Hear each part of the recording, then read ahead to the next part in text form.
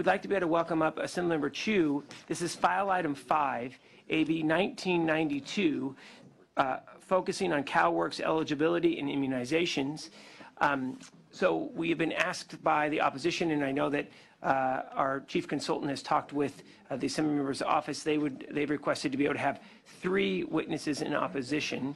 So we welcome a third individual in support, Assemblymember, so that we have equal time as well. So just letting you know, and want to make sure that we provide equal time to each.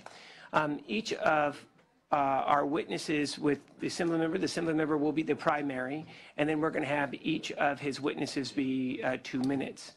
Those who are going to be opposing the bill will have a primary witness who will be 3 minutes, and then we'll have each of the secondary witnesses will be 2 minutes. But again, we're very grateful that all of you would take the time to be able to be here today. Senator Chu, I'm sorry again about the delay. Thank you for your patience. The floor is yours. Thank you very much. I totally understand. We have a similar situation in the Assembly this morning. Yeah. But thank you, Mr. Chair and Senators. The AB 1992 is a bill that reduced the negative impact of many of the CalWORK families by limiting the financial penalties and providing pathway for families to comply. Currently, families receiving CalWORK benefits are required to provide proof of immunizations for children age 5 and under. CalWORK families that fail to provide proof or good cause are fined $130 per month. That's a lot of money for those CalWORK families, and that will push them into further poverty. So there are close to 4,000 families that are currently being penalized. The AB 1992 reduced the financial penalties from $130 to $50, and also restored the sanctioned fund up to $500 once proof of compliance is provided by families. I would want to thank the chair and also the committee staff for working with us on this bill. In addition to reducing the penalty, AB 1992 will provide access to existing transportation services, as this is usually a barrier for many families. While some may think those parents have made the choice to have their kids go without immunization, research has shown that it is more likely due to lack of access to health care for families living in deep poverty. Instead of penalizing those families and causing more hardships, AB 1992 will help CalWORK families comply with the existing immunization requirement. And here with me today in support are Jessica Barthelot from the Western Center of Law and Properties, and Kevin Asanian from the Coalition of California Welfare Right Organization. Thank you so much, Senator Barthelot. The floor is yours, ma'am. You have 2 minutes. Thank you, Mr. Chair. Members, Jessica Barthelot with the Western Center on Law and Poverty. We're a sponsor in support of this legislation. In coalition with our co-sponsor, we have for several years been in quarterly meetings with the Department of Social Services in their Human Services Administration. And in those conversations for years, we've been requesting data with regards to the economic penalty applied to families for the vaccination, and information about how many families those are, how long people are in sanction mode or in penalty mode. And the data hasn't come. It's taken a long time for us to get to the point where we can see how many families do receive this economic penalty, and there are almost 5,000 families that continue to lack access to the adult portion of the cash assistance because either their child isn't vaccinated or the vaccination verification isn't there. We know that low-income families oftentimes, they move a lot. Many people come to the CalWORKs program because they are survivors of domestic abuse or are experiencing homelessness. And these families have trouble keeping a hold of the vaccination verification. So one of the things this bill does is help make sure that the electronic verification of vaccination that's already available to Health and Human Services agencies is consulted before a family is economically sanctioned as a result of non-vaccination. The other thing it does is, unlike today, it will make sure that County Human Services agencies tell everybody, how do you get a free or no-cost vaccination? And they help low-income families secure the transportation services that are already available to them through their managed health care program. And then finally, it reduces the amount of sanction or economic penalty to just $50. We think on the whole, it is a good policy that will help get kids vaccinated, and it will help prevent economic sanction for a significant number of CalWORKs families. And for this reason, we urge your I vote. Thank you. Thank you so much. Good afternoon, sir. It's always good to see you. Thank you. Yeah.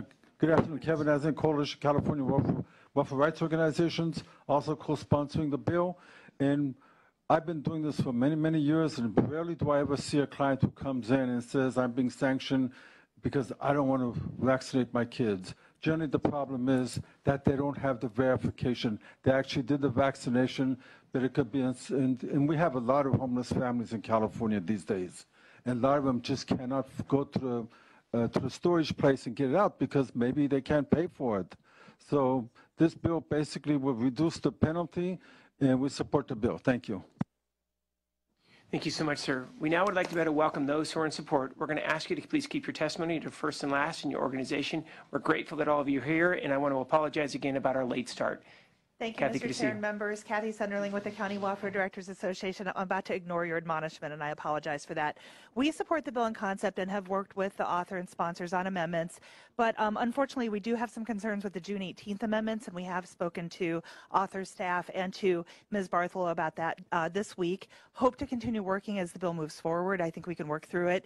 The amendments just add some complexity, both from an automation perspective and administratively. We didn't support the inclusion of these requirements in the original CalWORKs program 20 years ago, so making it easier for parents to comply is certainly something that we do support. It just needs to be workable and on timelines that we can actually meet. Thank you. Thank you so much, Mr. Nerdling. Grateful you're here. Good afternoon. Good afternoon. Anna Hasselblad with United Ways of California in support, also on behalf of the Children's Defense Fund, who's not able to be here, but proud co-sponsors of this bill. Thank you so much. Good afternoon. Rebecca Gonzalez, National Association of Social Workers, California chapter in support. Thank you so much. Good afternoon, ma'am. Good to see you. Hi, Selena Pryor, SCIU in support. Thank you. Thank you. Good afternoon.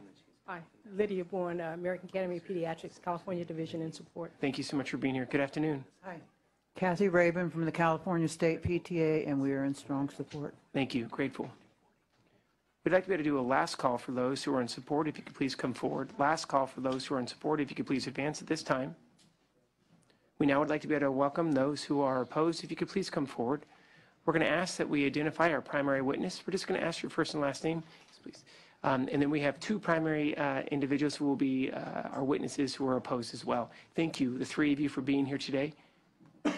Good afternoon.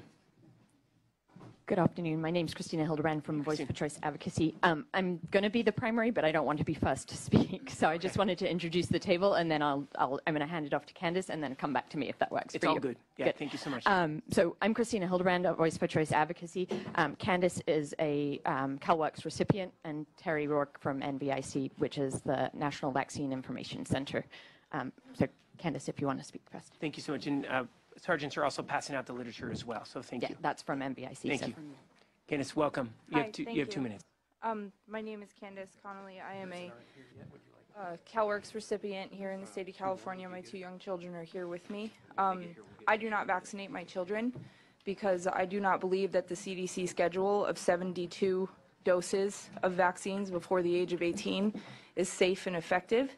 The National Vaccine Injury Compensation Program has paid out $4.2 billion in vaccine injury claims since its inception in 1988. If vaccines were safe, that number would be 0. And so when I go to apply, because I've come on and off this program in recent years since I've had my child, since I've become pregnant, when I go, they give me this form when I tell them that I don't have proof of vaccinations, and it's called a good cause form. And the very first one on there is you do not believe in immunizing your children. And what this bill aims to do is remove this option, right? And so I, as a young mom who does not believe that 72 doses of vaccines before the age of 18 is healthy for my child, I should not be sanctioned $50. $50 might not mean a lot to you, but to me, it could be the choice of keeping my lights on or not being able to get to work.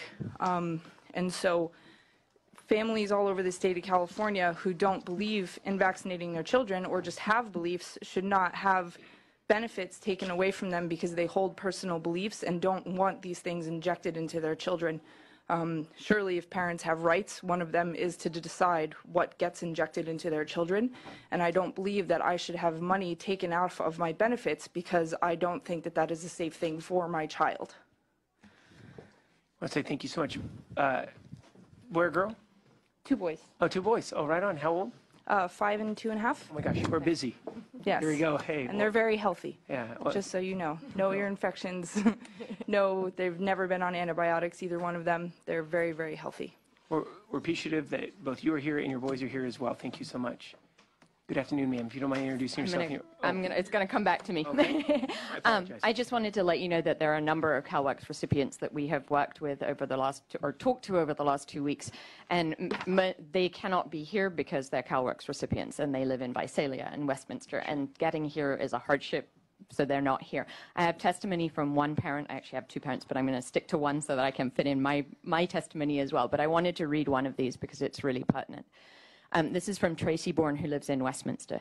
She says, I would be here in person, but I cannot afford to get to Sacramento, so I've asked Christina to read my testimony and express my concern over AB 1992. I strongly oppose this bill. First, it's important to understand my history. My family is very low income, legally homeless, and most recently registered in Westminster, though we reside in a motel wherever we can afford. My youngest son was severely vaccine injured, nearly resulting in death, but by a miracle, he's alive after 3 years of horrible and painful treatments to save his life in 3 hospitals. Families like mine rely at times on CalWorks to pay rent, buy food, and have gas necessary to drive to job interviews and ultimately to jobs. Holding that aid ransom for a vaccine mandate would only hurt the most disadvantaged children among us. While we weren't always a struggling family, before my son's injury, we thrived. It was the vaccine injury and the resulting costs of saving his life that plunged us into a struggle to pay day-to-day expenses. By removing the personal belief exemption from CalWorks, families such as mine will have to decide between basic expenses that keep a roof over their children's head while they seek better income and violating parental instinct or beliefs, many of which have reached their beliefs because of situations like my own. The only one this hurts are the children. My son's medical team advised us 7 years ago never to vaccinate him again. It would kill him. However, today is no longer with that same team because insurance won't allow him to be treated on the network. So we rely on personal belief exemptions in the event we need assistance again. AB 1992 would harm my family and in ways most people don't understand. Senator Wiener, Senator McGuire, and the Human Services Committee, I urge you to consider the thousands of children whose family rely on aid to keep their children housed, fed, clothed, and with their families. No one knows how many on CalWorks rely on the personal belief exemption, and without knowing how many people rely on the personal belief exemption, these families deserve the rights to follow their beliefs, their instincts, and not be forced into something they oppose just to keep a sliver of stability in their children's lives. Thank you so much. So that was that. My testimony, I'm going to focus. So, ma'am, just to be fair, so you just read a letter and we have another secondary. So how much time do I have? You said I had 3 minutes. Right, but you also just read a letter. So I was counting my 3 minutes as the letter, which I believe was 1.5. I timed it earlier, and then I have a minute and a half more of my time. well, that's great. And then, ma'am, you're going to be speaking as well, correct? Very briefly. Okay, no, that's great. No, that's all good. Thank you so much. Please. Thank you. I appreciate it. So I'm sure for most people on this committee, there are some committee members that are not here, that you've already made up your mind on how you're going to vote on this bill. But I'd like you to consider the following. We were agreed with the intent of this bill, so we agree, but having the personal belief exemption removed has issue, and we ask that you add a conscious and religious belief exemption back in. The current bill just relates to vaccines, but I'd like you to consider the following amendments. One, that all female CalWorks recipients who are of childbearing age must take a contraceptive pill and use some form of contraceptive device consistently unless they're wishing to get pregnant, unless they've been medically denied and that their contraception is not appropriate. Number 2 amendment I would like to ask for is that all male CalWORKs recipients engaging in same-sex relationships must take a pre-exposure prophylaxis medication to prevent HIV/AIDS known as PrEP prior to engaging in sexual activity unless it has been medically determined that PrEP is not appropriate. Those are amendments that you haven't heard before. I give them to you because if you think those would be ridiculous to add to this bill, which I personally think they would be, what you're not taking into consideration is those people's circumstances, their personal beliefs, or their religious beliefs. Consider a mother who's struggling on CalWORKs to make ends meet, being forced to inject vaccines that go against her personal conscious or religious beliefs. Is the mother Muslim, not able to consume beef? Is the mother Jewish, not able to consume pork? Is the mother Catholic and not wanting to consume aborted fetal cells? Or does the mother believe in the sanctity of blood and not wanting to inject any animal or human DNA fragments into the child's body? I have here, and I've shared with each of your offices this morning, the CDC vaccine excipient list, which includes all ingredients in vaccines. They include African monkey cells, dog kidney cells, chicken cells, bovine beef ingredients, gelatin, pork gelatin, and the MCR5 and the WI38 aborted fetal cells. All of these have been shown to leave DNA fragments in the vaccines, which are transferred to human blood when injected. Isn't it ironic that in the 1980s and 90s, we fought horrible, nasty stereotypes of the welfare queens, welfare recipients that were told that they needed to be drug tested because they couldn't be trusted. But yet now, with this bill, we're stereotyping these same welfare recipients as too dumb to make a decision of what to put in their own bodies or their children's bodies. You have 30 seconds, ma'am. Should CalWORKs parents be allowed to practice their religious or personal beliefs without having CalWORKs garnished when it comes to vaccine? I think everybody's answer in this room should be yes if you believe in non-discrimination. But if you answer no to this question and you're going to vote yes on this bill as it stands, then we also ask you to add those two what we think are ridiculous amendments in, because they go along the same lines. I really ask you for your either no vote or amend this to add a religious or conscientious exemption into the bill. Thank you so much. Thank you for your testimony. Good afternoon, ma'am. Good afternoon, Chair, members of the committee. My name is Terry Rourke. I'm the Advocacy Director for the National Vaccine Information Center. I'm also a native Californian and the surviving parent of a vaccine-injured child. The National Vaccine Information Center is a 501c3 nonprofit charity founded in 1982 to prevent vaccine injuries and death through public education. Vaccine science, we're the largest consumer-led organization in the country, and we focus on vaccine science, policy and law, and advocating for the inclusion of vaccine safety and informed consent protections in the U.S. vaccine policies and laws. As an independent clearinghouse for information on vaccines, diseases, and protections of civil liberties, NVIC does not make vaccine use recommendations, and we support fully informed, voluntary vaccine decision-making. NVIC has thousands of donors and supporters in California. We oppose this bill because it removes the personal belief exemption to vaccination for children on CalWORKs birth through age 5. The existing statute mandates that this same age group of CalWORKs children are excused if it's medically determined or if the parents, it's contrary to their beliefs. AB 1992 declares the section including the personal belief exemption inoperable July of 2019 and repeals it the following year. Yet the bill continues to require full vaccination for receipt of benefits. While the medical exemption would persist in existing sections, I have yet to find a Medi-Cal physician willing to issue a medical exemption. The personal belief exemption protects the beneficiaries, our youngest and most vulnerable members of our society. it protects them if their family members have already suffered from a vaccine injury, or if the family has already lost a child to vaccine injury that resulted in death. Every vaccine comes with risks, and doctors cannot predict who will be harmed.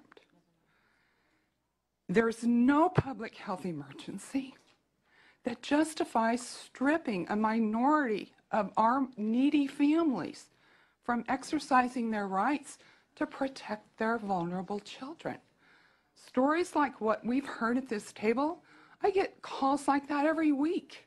We get hundreds of calls and emails in our national office in Virginia. If it's originated in California, it's routed back out to me. I work long days, and I work nights and weekends too, because there's a lot of 30 them. seconds, ma'am, to conclude. I just want to let you know that this brave young mother who came before you today represents thousands and thousands of other young mothers. We need to honor these mothers to make the right decisions for their children. They are the ones ultimately who are responsible. Thank you for your time. No, thank you for your testimony, ma'am. Grateful you're here.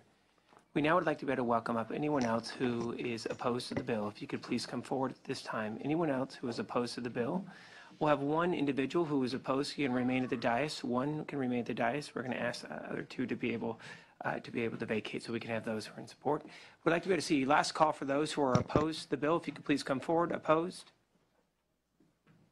All right, let's bring it back to the Assembly member to be able to answer any items that you would like to and have any comments. And then we'd like to be able to open it up for questions or comments from the committee as well. The Assemblyman.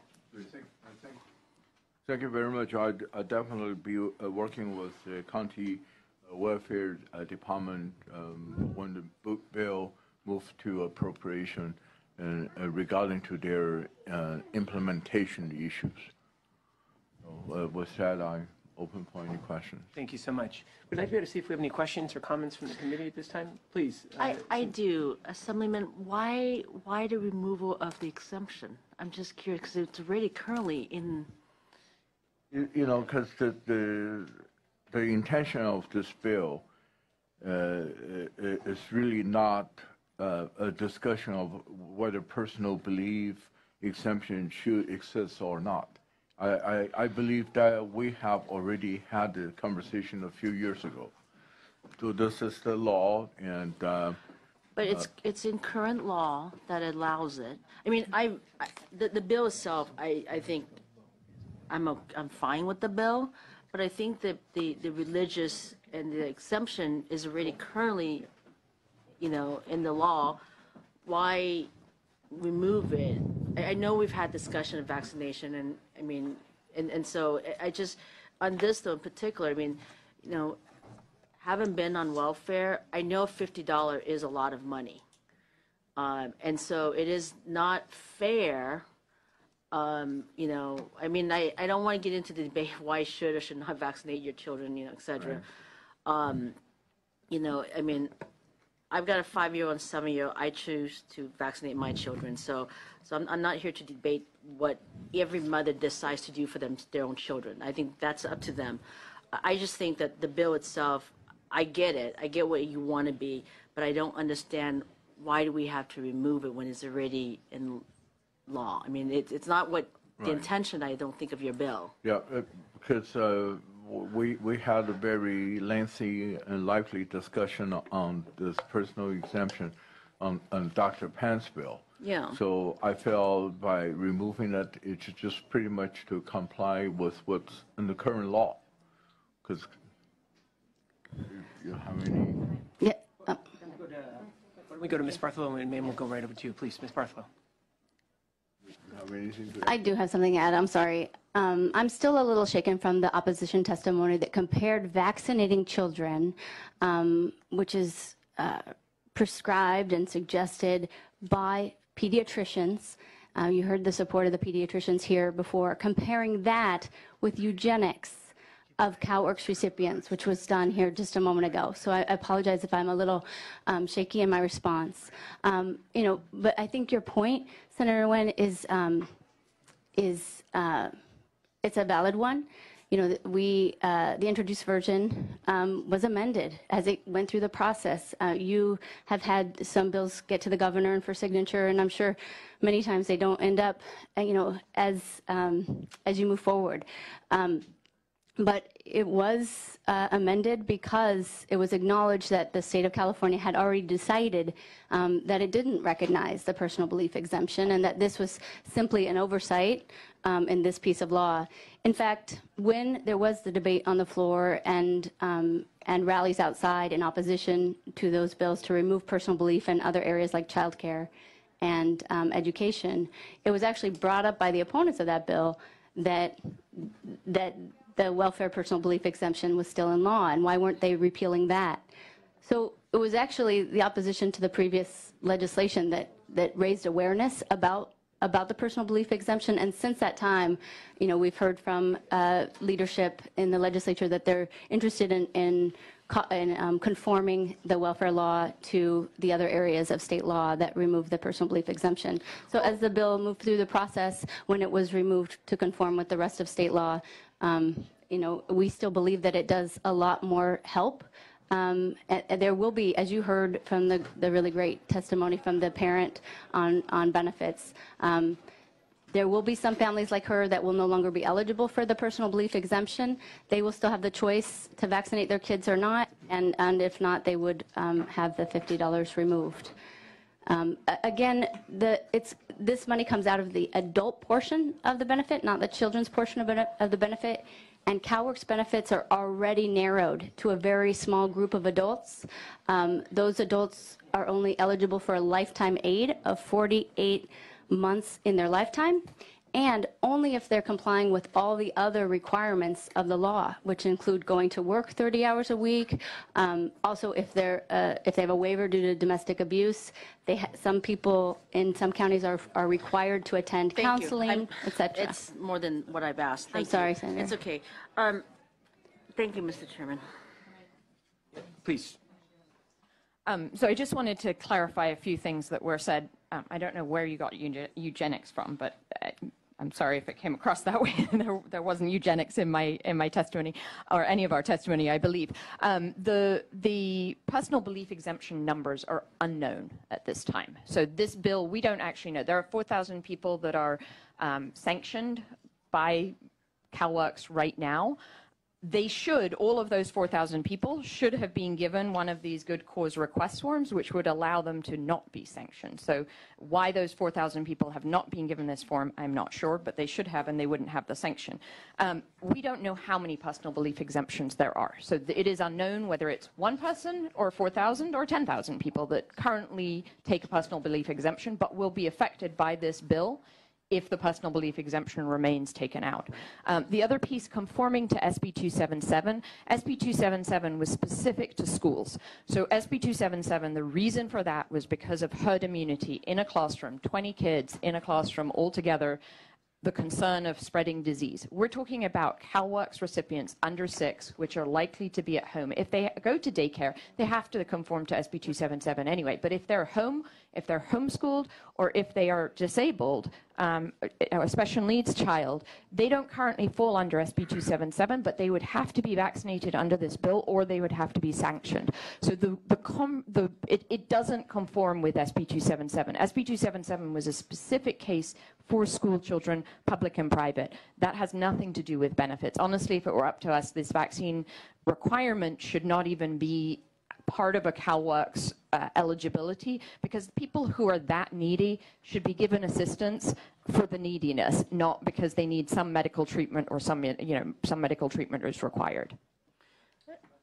One more question, Mr. Chairman. Please. So what, Ms. Assembly, what is the public health risk?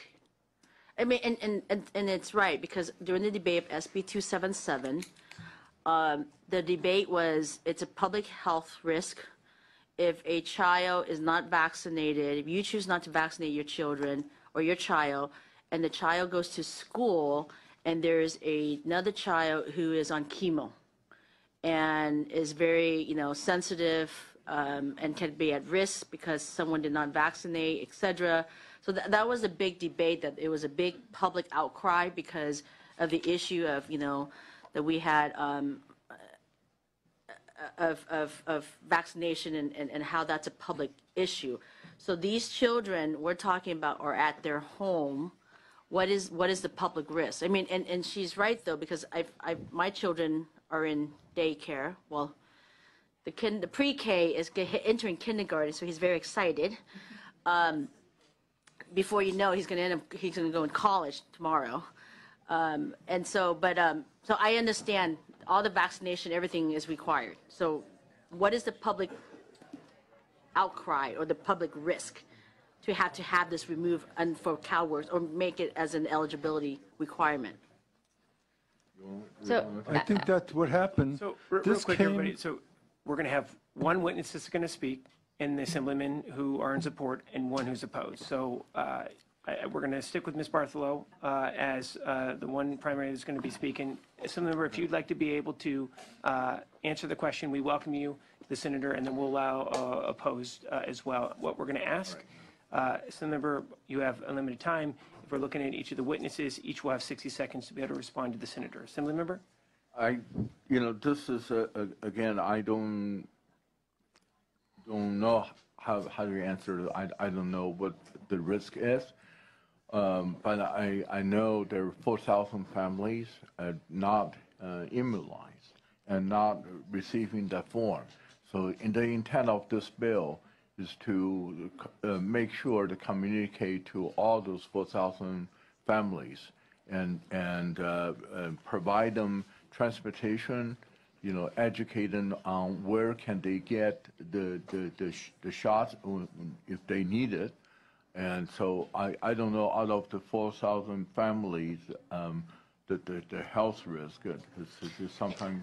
There is increased homelessness within this population, and so as you see hepatitis C and other communicable diseases in the adult population, there are increasing numbers of children living on the streets and in shelters and in doubled up housing. And in these circumstances, there is a public health risk among very low income families.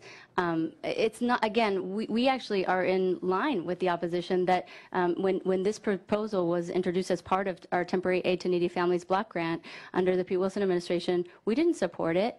But now it's here, and we're trying to make sure it works the best it can and make sure that if there is a rule that children are vaccinated, that they're informed about how to get vaccinated, that they're given transportation support, and that they're given the time they need to vaccinate. And I'm fine with informing parents, but the parents, if they choose to use the religious exemption, they should be given that opportunity. CalWORKs family do need the transportation. They do need, assisted as well, because that's where they don't have, and that's why they're on CalWORKs. I understand all of that. Overall, the bill is perfect, quite frankly. It's just that one piece. Would you consider putting that piece back and allowing, I know that whatever happens today, but maybe going forward is continue maybe a discussion to put that piece back into the bill and leave the bill, everything else is fine. I don't have a problem with the bill. I just think that SB 277 was very specific for school because of the public outcry that your child could actually endanger another child in a school setting of hundreds of children at one time. True. Versus here where I get this homeless shelter, but I don't know about other areas, but in Orange County when I was there, we made sure when I was county supervisor, before me there were lots of children in our temporary shelter. When I went to the shelter, when I became county supervisor, my goal was never to allow any family with children ever again in that shelter. And so we immediately removed families. At least when I was there, we never allowed any more families enter the shelter. If there's any children, they're out of there immediately. So we provided assistance. So I would hope that you would consider that, Assemblyman, as we move forward. Thank you. Okay, great. I'll I'm fine, definitely Mr. consider Chair. that. Thank you. Thank you so much, Madam Senator. Ma'am, you have 60 seconds. I just want to also sort of underline what Senator Nguyen was saying in the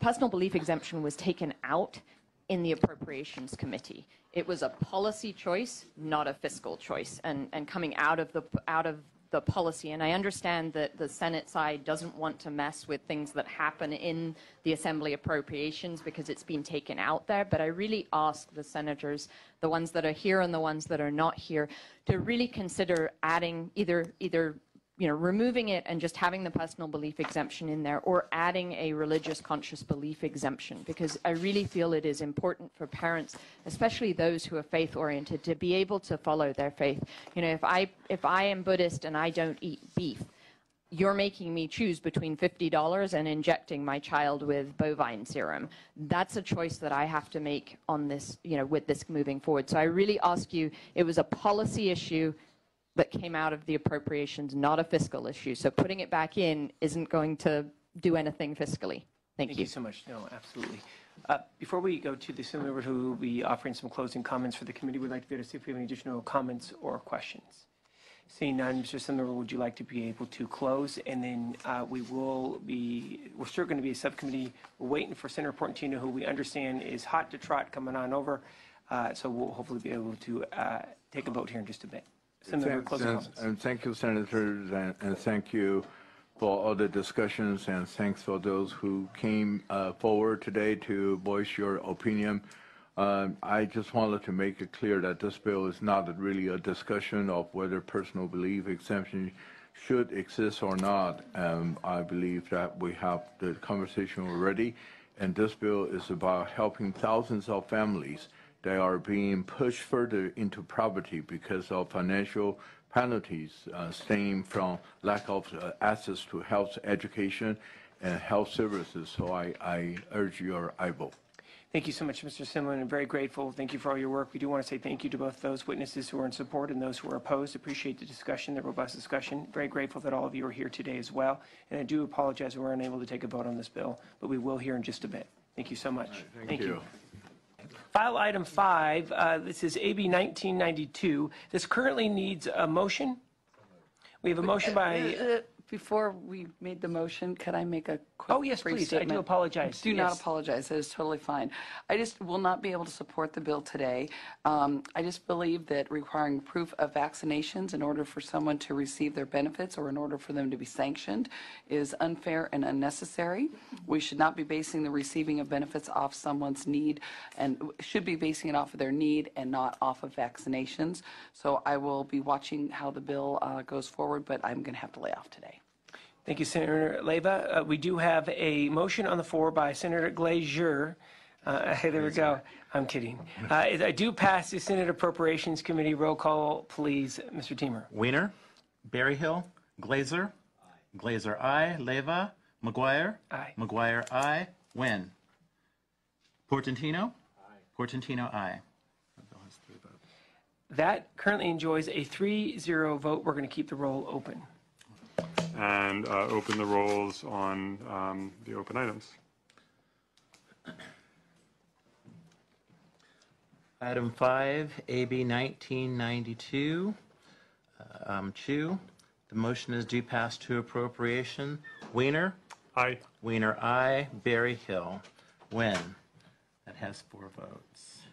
Okay, 4-0, that item is out.